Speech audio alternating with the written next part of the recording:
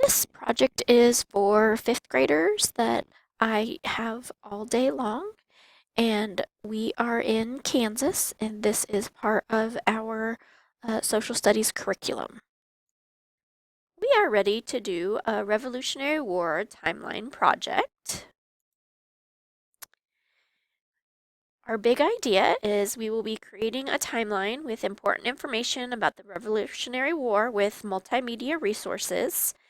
We're going to be looking for important figures in history, the location of the event, a specific date, or at least month and year, along with a brief description of the event and an appropriate picture. I want us to learn about the important factors for the British and for the Patriots.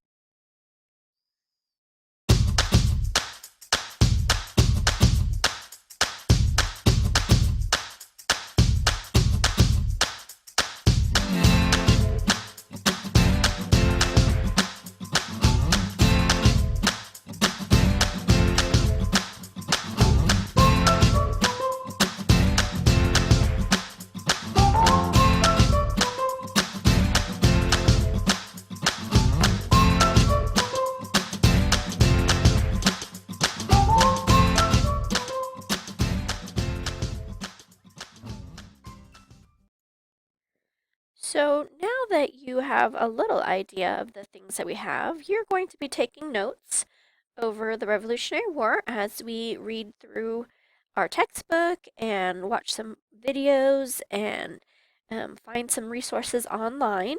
And so you're going to be taking that knowledge and transferring it into a timeline. Here is the rubric that you're going to be graded on. This rubric will be printed out for you so you have it available until it is graded. You can see that there are 5 main elements: date, important person, description of event, location of event, picture or graphic, and then I do want that spelling and grammar to be perfect or almost perfect. In order to get the highest grade, to get that 4, you're going above and beyond just the minimum requirements. The minimum requirements are having 10 events, so that is something to take notice on. Those are the 5 things again. You are going to be given multiple opportunities to gather this information. We also will be creating a rough draft before we have the final draft where we go online to create it. You will have a chance to share your work and present it to the class. So if you think about a timeline, it's in the order that it happened: first, second, third, last, etc. When we have everything organized, we are going to take our information and our drafts, and we're going to come to this Read, Write, Think site, and this will provide us with a place to organize our timeline. It also allows us to print it and add the appropriate graphics to it. We're going to watch a video with a gentleman who has some fast-paced talking about the Revolutionary War. I have made some editing with it so that we can miss some of the first part and miss some of the last part. So here is our video.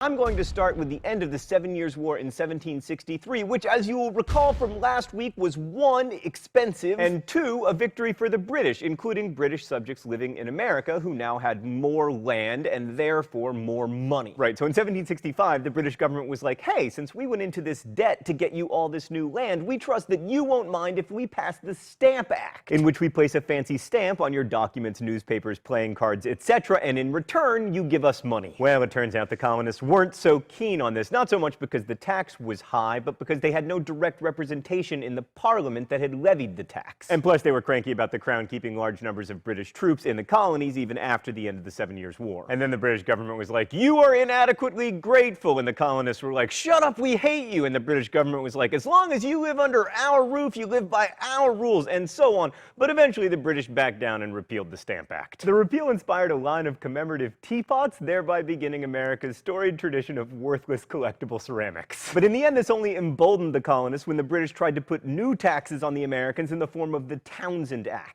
These led to further protests and boycotts, and most importantly, more organization among the colonists. The protests escalated. 1770 saw the Boston Massacre, which with its sum total of 5 dead was perhaps the least massacre of all time. And in 1773, a bunch of colonists dumped about $1 million worth of tea into Boston Harbor in protest of British government decisions that actually would have made British tea cheaper. Oh, it's time for the open letter? Ah, oh, that did not go well. An open letter to tea. But first, let's see what's in the secret compartment today. Oh, it's a gigantic tea bag. See what flavor it is.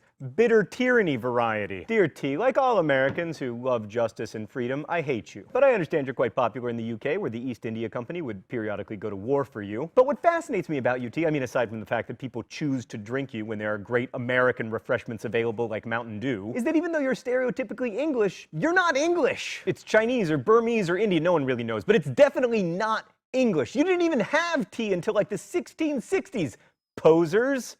Best wishes, John Green. So the Boston Tea Party led to further British crackdowns, and then mobilization of colonial militias, and then Paul Revere, and then actual war. But you can hear all about that stuff on like TV miniseries. I want to focus on one of the ways that colonists protested unfair taxation. Let's go to the thought bubble. As previously noted, the English crown benefited tremendously from the import of consumer goods to the American colonies, and one of the most effective ways American colonists could protest taxation without representation was by boycotting British products. In order to enforce these boycotts, the protesters created committees of correspondence, which spread information about who was and was not observing the boycotts, and these committees also could coerce non-compliers into compliance, which is to say that they were creating and enforcing policy.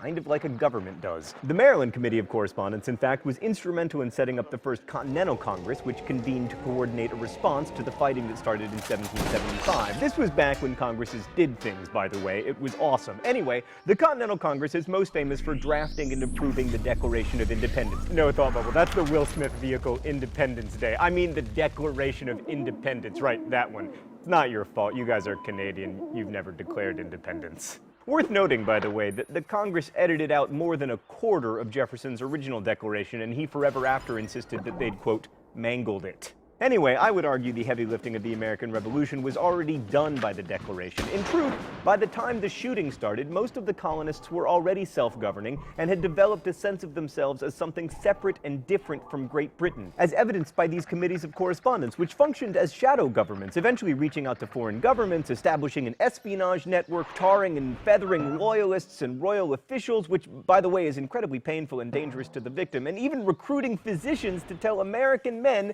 that drinking British tea would make them weak and effeminate. Thanks, Thought Bubble. Now, despite all this, about 20% of colonists remained loyal to Great Britain throughout the war, especially in the major cities that Britain occupied. Also, lots of slaves continued to support the British, especially after Britain promised that any slaves who fought with them would be freed. And it's worth noting that while we generally celebrate the Revolution and see it as a step toward justice and equality, the people who most needed the protection of a government might have been better off and more free if Britain had won, especially. So now it is time for you to show what you know. When you think about this activity, please understand that I am trying to make you think creatively about the Revolutionary War and use your creativity in your timeline.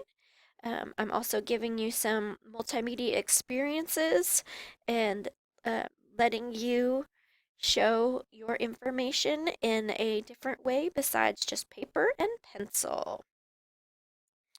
My final reflection for this assignment is the way that I was able to incorporate a new rubric through Google Forms, incorporating Orange Slice that will also help me grade the rubrics. Using Powtoons was quite simple. Finding the Edpuzzle and being able to edit is pretty amazing, and then incorporating read, write, think into my lesson.